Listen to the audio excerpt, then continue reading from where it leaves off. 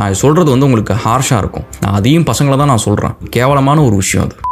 ஜாதிகள் இல்லையடி பாப்பா இருக்கு. தமிழ்நாட்டில் வந்து இன்னைக்கு ஒரு மட்டமான ஒரு ஜாதி இருக்கு. அது எந்த ஜாதி அப்படின்னு சொல்லிட்டு இந்த வீடியோட எண்டில் நான் சொல்றேன். Welcome to Australian. Thank you for all the love and support. வீடியோஸ்லாம் பிடிச்சிருந்துச்சு அப்படின்னா மறக்காம சப்ஸ்கிரைப் பண்ணுங்க, ஃப்ரெண்ட்ஸ்லாம் ஷேர் பண்ணுங்க. லைஃப்ல வந்து படிக்காம தற்கூரியா இருந்தோம்னா நம்மளோட பின்தங்கி இருக்க சமூகத்தில் படிச்சு நல்ல வேலைக்கு போறாங்க அப்படின்னா நம்மளுக்கு அதை பார்த்துட்டு கண்ணு உறுத்தும். நம்ம தற்கூரித்தனமான நம்ம மூளையை வச்சுட்டு நம்ம என்ன யோசிக்க முடியும்? டாக்டர், இன்ஜினியராக ஆக முடியும், கொலகாரனாக தான் ஆக முடியும். அந்த மாதிரி நீங்கள் ஆகாமல் இருக்கணும் அப்படின்னா வந்து எக்ஸ்பர்டைசர் அகாடமியில் நம்ம பண்டில் தான் நிறைய கோர்சஸ் இருக்கு. படிச்சு அறிவை வளர்த்துக்கோங்க. லைஃப்ல வந்து அறிவு வளரல அப்படின்னா இந்த வீடியோவில் வர சில முட்டாள்கள் மாதிரி தான் நம்ம இருப்போம். டெய்லி ஆயிரக்கணக்கான பேர் கடந்து வருவோம். அவங்களோட முகம் மட்டும் தான் நம்ம கண்ணுக்கு தெரியுமே தவிர அவங்களோட பேரோ ஊரோ மதமோ ஜாதியோ அப்படின்ட்டு எந்த ஒரு அடையாளமும் நம்மளுக்கு தெரியாது. ஆனால் அந்த கூட்டத்திலேருந்து என்னைக்கோ ஒரு நாள் அவங்க வேலை எந்திரிச்சு நின்று இங்கே பாரு நான் லைஃப்பில் எவ்வளோ தூரம் சாதிச்சிருக்கேன், எவ்வளோ பெருசாக நான் உயர்ந்திருக்கிறேன், எத்தனை பேருக்கு வேலை கொடுத்துருக்கிறேன் அப்படின்னு சொல்லிட்டு நம்ம அதை பார்த்து பெருமைப்படுற அளவுக்கு நம்மளுக்கு ஒரு விஷயமா மாறி இருக்கும். அண்ட் அதை பார்த்து நம்மளுக்கு ஒரு கர்வமும் வரும். ஆனால் அதே கூட்டத்திலேருந்து சில பேர் வந்து இங்கே பாரு நான் எவ்வளோ நாள் தற்கூரியா இருந்திருக்கிறேன், எனக்கு எப்படி அறிவே இல்லாமல் எவ்வளோ நாள் உயிர் வாழ்ந்திருக்கேன் பாரு, இங்கே பாரு எவ்வளோ பெரிய ஒரு முட்டாள்தனமான ஒரு கேவலமான கேடுகட்ட வேலையை செஞ்சிருக்கிறேன் பாரு அப்படின்னு சொல்றதுக்குமே சில பேர் இருப்பாங்க.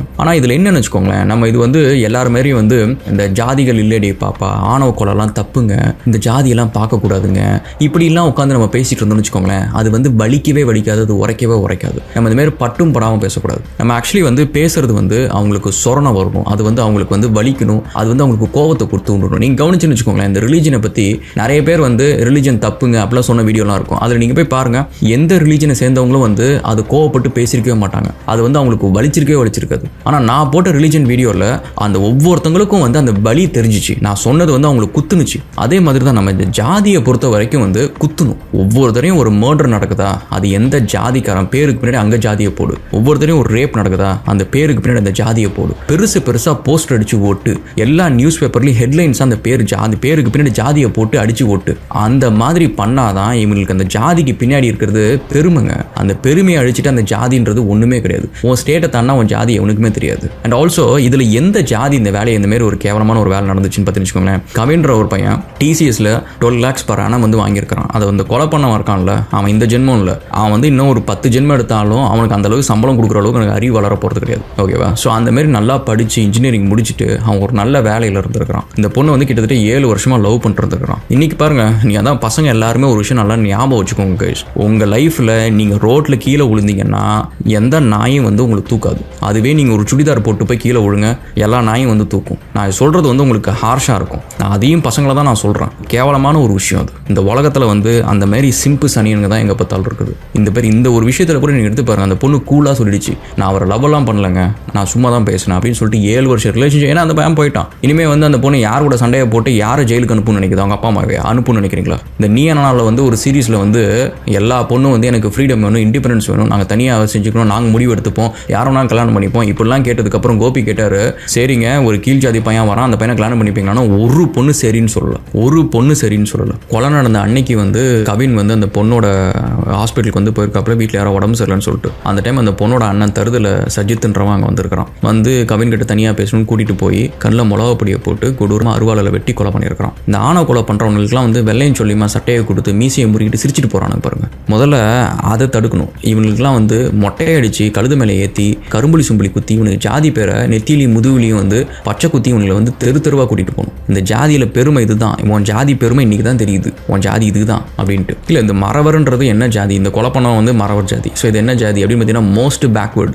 அதுக்கு தமிழில் அர்த்தம் தெரியுமா? ரொம்ப பின்தங்கிய ஜாதி, கீழ் ஜாதி, பின்தங்கிய ஜாதி. இந்த மாதிரி கேவலமான ஒரு வேலையை செஞ்சது வந்து கேவலமான ஒரு ஜாதியாக தான் இருக்கணும். நான் உங்க ஜாதிக்காரங்க எல்லாத்தையும் கேவலமாக சொல்றேன்னு உங்களுக்கு கோவம் வரும்ல. நீங்க கும்புற சாமி பெரிய கோயில் உங்க ஊர்ல ஏதோ இருக்கோ சரி, அதுல இருக்க கருவறை போய் தொட்டு பாருங்க. உங்க ஜாதி எந்த இடத்துல இருக்கு, நீங்க யாரு அப்படின்றது உங்களுக்கு தெரியும். நீங்க சாமியை தொட்டா சாமிக்கு தீட்டு. மறவர் ஜாதிக்காரங்க சாமியை தொட்டா சாமிக்கு தீட்டு, புரியுதா? அதாவது நீங்க சாமியை தொட்டுட்டு போனீங்கன்னா நீங்க போனதுக்கு அப்புறம் சாமியை ப்ளீச்சிங் பவுடர் ஊத்து கழுவுவாங்க. நீங்க அசிங்கம். நான் இதை ஏன் திரும்ப சொல்லணும், உங்க மரமண்டைக்கு ஏறணுன்றதுக்காக. உங்க ஜாதியை நீங்க பெருமை நினைச்சிட்டு இருக்கீங்களா? பக்கத்துல இருக்கிற பெரிய கோயிலில் போயிட்டு உங்க உள்ளார கருவறையில் இருக்கிற சாமியை தொட முடிஞ்சா பாருங்க. ஆம்பளையா இருந்தா நீங்க தொடுங்க. உங்க ஜாதியில எத்தனை பேர் ஆம்பளை இருக்கிறான்னு சொல்லிட்டு கமெண்ட் பண்ணுங்க, போட்டோ எடுத்து போடுங்க. இங்க பாரு ராகுல், நான் வந்து இந்த கருவறையில் இருக்கிற சாமியை நான் வந்து தொட்டுட்டேன் அப்படின்னு சொல்லிட்டு நீங்க போட்டோ எடுத்து போடுங்க.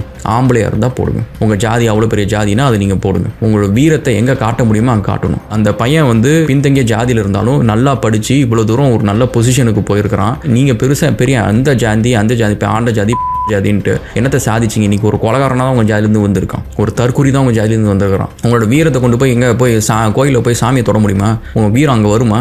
அங்கே ஏன் ஆம்பளைங்களே இருக்கிறது இல்லையா?